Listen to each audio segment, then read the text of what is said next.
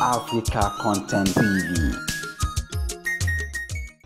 Láti ìgbà tí màmá ti lọ, Abíọ́lá ọba alágbára lẹ́yìn orúkọ yìí náà àṣírí yóò dé tú. Mo jẹ́rìí àwọn Yorùbá tí ìbá ti ṣe ẹbí wọn ní sàmì àdúrà dáadáa.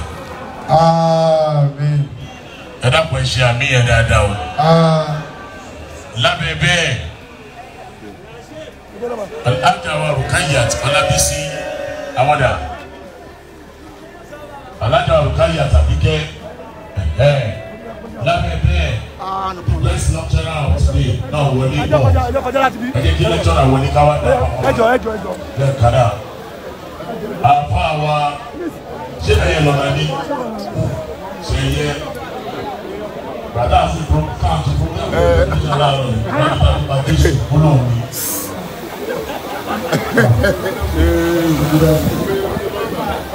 Ìjọba Sheikh Ahmed Nabi Agbaji, bàbá wa Sheikh Ahmed, àáfà wa láti ìlú Ìlọrin,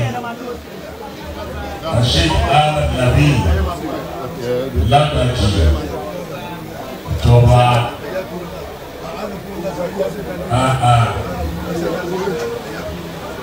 Alọ́sàlẹ̀, akí àbá wa Sheikh Ahmed Nabi Ìṣọ̀lá Agbaji,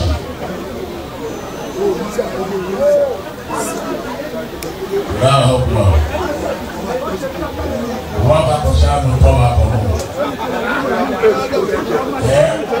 ẹ̀ka sí òfìdá bẹ́ẹ̀.